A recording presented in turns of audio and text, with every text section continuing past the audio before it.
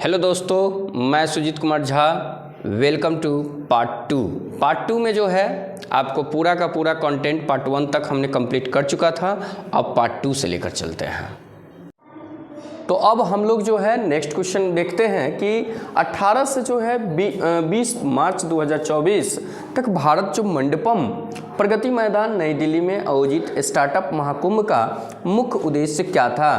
तो ये सामान्य तौर पे अगर कहा जाए कि मुख्य उद्देश्य क्या था, तो मेन मोटिव था कि जो इन्वेस्टर है और जो इंटरप्रेन्योर है ना, उन दोनों के बीच जो है नेटवर्किंग की सुविधा प्रदान करना। नेक्स्ट क्वेश्चन देखते हैं, इसका ऑप्शन जो है ना बी लगा दीजिए, है ना। नेक्स्ट क्वेश्चन देखते हैं कि हाल ही में हुए रूसी राष्ट्रपति चुनाव में राष्ट्रपति के रूप में जो है किसे चुना गया। तो किसे चुना गया, ऑप्शन ए हो जाएगा, व्लादिमीर पुतिन को चुना गया। नेक्स्ट क्वेश्चन देखते हैं, यहाँ पर प्रभा वर्मा को किस प्रतिष्ठित पुरस्कार से सम्मानित किया गया। तो प्रभा वर्मा को जो है आपको बता दें सरस्वती सम्मान से, यानी ऑप्शन बी हो जाएगा, सरस्वती सम्मान से जो है प्रभा वर्मा को प्रतिष्ठित पुरस्कार दिया गया था। नेक्स्ट क्वेश्चन देखते हैं कि प्रभा वर्मा को किस उपन्यास को सरस्वती सम्मान मिला। तो ये जो है आपको मेनली जो है रौद्र जो है सात्विकम को लेकर जो है ये आपको सरस्वती सम्मान दिया गया। इसको आप ट्रिपल स्टार लगा लीजिए, क्योंकि इस प्रकार का क्वेश्चन आपको आगामी एग्जाम में आपको हम बार बार कह रहे हैं कि आगामी एग्जाम आपको एनटीपीसी जो अंडर ग्रेजुएट भी है और ग्रेजुएट जो अभी आप लोग फॉर्म भरे होंगे उसमें ये क्वेश्चन देखने को मिल सकता है। नेक्स्ट क्वेश्चन देखते हैं, 2018 से लगातार 4 वर्षों तक किस शहर को दुनिया के सबसे प्रदूषित राजधानी का दर्जा दिया गया। तो ये लगभग आपको जो है नई दिल्ली को जो है, नई दिल्ली में बहुत प्रदूषित होता है, यानी प्रदूषण फैला हुआ है, तो इसको ऑप्शन बी जो है आप टिक लगा सकते हैं। नेक्स्ट क्वेश्चन देखते हैं कि कौन सा भारतीय शहर दुनिया का सबसे प्रदूषित महानगरीय क्षेत्र बनकर उभरा है। तो ये कौन सा भारतीय शहर है ना, भारतीय शहर यहाँ कह रहा है। तो भारतीय शहर में आपको जो है बेगूसराय हो जाएगा, है ना। और ये जो है आपको एक स्विस संगठन IQ एयर द्वारा आयोजित वायु गुणवत्ता रिपोर्ट 2023 के अनुसार बिहार के बेगूसराय को दुनिया के सबसे प्रदूषित शहर जो है माना गया है। भारत के वर्तमान मुख्य चुनाव आयुक्त कौन है, इसको इंपॉर्टेंट क्वेश्चन कीजिए। भारत के वर्तमान मुख्य चुनाव आयुक्त कौन है। तो ये आपको जो है राजीव कुमार जो है ये क्वेश्चन हो जाएगा, राजीव कुमार। याद रखिएगा, भारत के वर्तमान मुख्य चुनाव आयुक्त जो पूरा जो है इलेक्शन कमीशन जो होता है उनके जो है ये आयुक्त है राजीव कुमार। नेक्स्ट क्वेश्चन देखते हैं कि आपको हाल ही में प्रसार भारती के नए अध्यक्ष के रूप में किसने कार्यभार संभाला है। तो यहाँ ऑप्शन बी हो जाएगा, नवनीत कुमार सहगल हो जाएंगे, नवनीत कुमार सहगल। याद रखिएगा, भारतीय जो है प्रसार भारती के नए अध्यक्ष के रूप में। नेक्स्ट क्वेश्चन ध्यान देंगे कि चुनाव आयोग के द्वारा राष्ट्रीय PWD आइकन के रूप में किसे घोषित किया गया है। तो PWD आइकन के रूप में यहाँ पे शीतला देवी को, यानी शीतल देवी को ऑप्शन ए हो जाएगा, शीतल देवी। याद रखिएगा, चुनावी बॉन्ड क्या होता है। चुनावी बॉन्ड क्या है, तो ये जनरली तौर पे एक गुमनाम राजनीतिक दान के लिए वित्तीय साधन है। माने ये एक राजनीतिक दान के लिए एक वित्तीय साधन है, तो इसी को हम लोग चुनावी बॉन्ड कहते हैं। उसके बाद नेक्स्ट जो है ध्यान देंगे कि किस हालिया घटनाक्रम के कारण सुप्रीम कोर्ट ने चुनावी बॉन्ड योजना के असंवैधानिक घोषित कर दिया गया है। तो इसमें आप याद रखिएगा कि 15 फरवरी 2024 को संविधान पीठ का फैसला ने जो है इसे योजना को जो है असंवैधानिक घोषित कर दिया गया है। ऑप्शन जो है बी हो जाएगा। नेक्स्ट क्वेश्चन ध्यान देंगे कि भारतीय रिजर्व बैंक RBI ने 31 जनवरी को पेटीएम पेमेंट्स बैंक को क्या निर्देश जारी किया गया। तो ऑप्शन बी हो जाएगा कि विभिन्न उपकरणों में जमा या टॉपअप स्वीकार करना बंद करना, टॉपअप स्वीकार करना बंद जो है ये हो जाएगा। नेक्स्ट क्वेश्चन ध्यान देंगे कि RBI ने पेटीएम पेमेंट्स बैंक को बंद करने का आदेश क्यों दिया गया।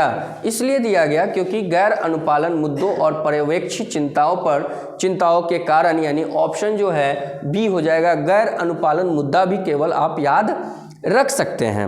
नेक्स्ट क्वेश्चन देखेंगे हम लोग 2023-24 के सीजन के रणजी ट्रॉफी किस टीम ने जीती है, तो ये आपको मुंबई ने जीती है। नेक्स्ट क्वेश्चन देखेंगे आपराधिक मामला प्रबंधन प्रणाली के लक्ष्य किस प्रकार के डाटा को व्यवस्थित, एकीकृत और डिजिटाइज जो है करना है, यानी ऑप्शन सी हो जाएगा जांच के दौरान उत्पन्न डाटा जैसे मामले के दस्तावेज और सबूत हो जाएगा, ऑप्शन सी हो जाएगा। नेक्स्ट क्वेश्चन देखेंगे कि हम लोग राष्ट्रीय अपराध रिकॉर्ड ब्यूरो द्वारा लॉन्च किए गए संकलन मोबाइल ऐप का उद्देश्य क्या था, तो इसमें जो है संकलन मोबाइल का उद्देश्य जो है आपको ऑप्शन सी हो जाएगा नए आपराधिक कानून के माध्यम से नेविगेट करना होता है, तो ये आपका हो जाएगा। नेक्स्ट क्वेश्चन देखते हैं कि निम्नलिखित में से किसे हाल ही में भारत के चुनाव आयुक्त के रूप में नियुक्त किया गया है, तो वहाँ पे देखिए भारत में चुनाव आयुक्त के रूप में, तो चुनाव आयुक्त के रूप में सुखबीर संधू और ज्ञानेश कुमार को ऑप्शन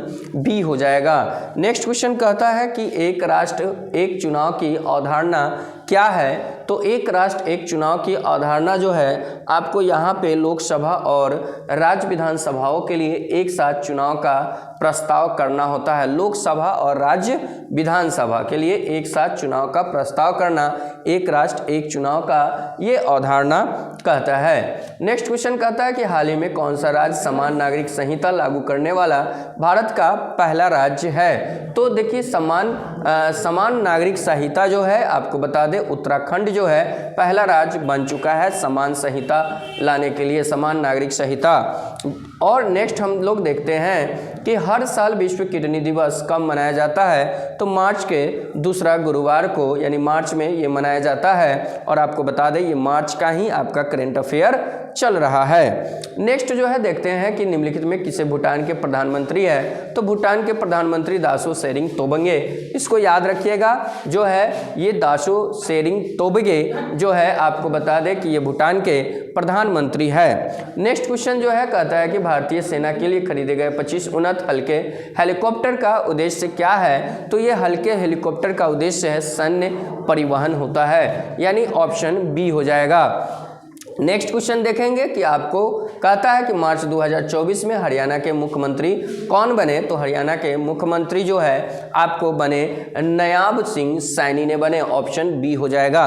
नेक्स्ट क्वेश्चन देखते हैं यहाँ पे कि फ्लाई 91 क्या है। फ्लाई 91 जो है आपको पता होना चाहिए कि ये एक क्षेत्रीय एयरलाइन है, एयरलाइन लिखिएगा कि आपको ऑप्शन ए हो जाएगा। नेक्स्ट क्वेश्चन देखते हैं कि आपको 12 मार्च 2024 को पोखरण में आयोजित भारत शक्ति अभ्यास क्या है, तो 12 मार्च 2024 को पोखरण में जो है आपको कहता है कि स्वदेशी रक्षा क्षमताओं को प्रदर्शित करने वाला एक सैन्य अभ्यास 12 मार्च 2024 को प्रधानमंत्री नरेंद्र मोदी ने पोखरण में आयोजित भारत शक्ति अभ्यास का अवलोकन किया और इस अभ्यास ने आत्मनिर्भरता अभियान के हिस्से के रूप में स्वदेशी के रूप में निर्मित रक्षा हथियारों की क्षमताओं का प्रदर्शन किया। प्रदर्शन में पोखरण फील्ड फायरिंग रेंज में सेना, नौसेना, वायुसेना एकीकृत मारक क्षमता और युद्धाभ्यास के क्षमताओं पर प्रकाश डाला गया। नेक्स्ट क्वेश्चन कहते हैं कि हाल ही में मार्च 2024 में किस मादा चीता ने कुनो राष्ट्रीय उद्यान में 5 शावक को जन्म दिया है, तो इसमें जो है कहता है किस मादा चीता ने, तो इसमें आप याद रखिएगा गामनी ने दिया है, इसको याद रखिएगा, ये इंपॉर्टेंट क्वेश्चन है। ये 5 शावक को जन्म दिया है, गामनी उस चीता का नाम है, मादा चीता का। अग्नि 5 मिसाइल के पास कौन सी तकनीक है, तो ये आपको जो है multiple independently targetable re entry vehicle जो है ये आपको अग्नि 5 मिसाइल के पास ये सारी तकनीकें हैं। नेक्स्ट क्वेश्चन ध्यान देंगे कि आपको अग्नि 5 मिसाइल का विकास किसने किया, तो इसको याद रखिएगा ये DRDO ने किया। DRDO का फुल फॉर्म जो है याद रखिएगा आप, रक्षा जो है अनुसंधान और विकास संगठन, यानी कि डिफेंस रिसर्च डेवलपमेंट ऑर्गेनाइजेशन, याद रखिएगा इसको। तो इन्होंने अग्नि 5 मिसाइल का विकास इन्होंने किया, तो किसने किया, देखिए ये DRDO एक प्रकार का संगठन है ना, तो ये अग्नि 5 मिसाइल का जो है विकास किया इन्होंने। अग्नि 5 मिसाइल की रेंज कितनी है, तो लगभग जो है अग्नि 5 मिसाइल की जो रेंज है वो लगभग 5000 किलोमीटर के आसपास है, यानी ऑप्शन कौन हो जाएगा? ऑप्शन आपका सी हो जाएगा, 5000 यानी 5000 किलोमीटर हो जाएगा। उसके बाद नेक्स्ट क्वेश्चन कहता है कि नागरिक संशोधन अधिनियम 2019 CAA का उद्देश्य क्या था? तो CAA का उद्देश्य जो है पाकिस्तान, बांग्लादेश, अफगानिस्तान से आए हुए जो गैर मुसलमान जो है प्रवासियों को भारतीय राष्ट्रीय प्रदान करना, यही जो है उद्देश्य था। नेक्स्ट क्वेश्चन जो था आपको क्या है कि नेक्स्ट क्वेश्चन कहता है कि CISF का स्थापना दिवस प्रतिवर्ष कब मनाया जाता है? तो ये आपको CISF जो है 10 मार्च को मनाया जाता है। तो ऑप्शन कौन हो जाएगा? बी हो जाएगा। नेक्स्ट क्वेश्चन देखते हैं कि 96 अकादमी पुरस्कार सर्वश्रेष्ठ अभिनेता का ऑस्कर पुरस्कार किसने जीता?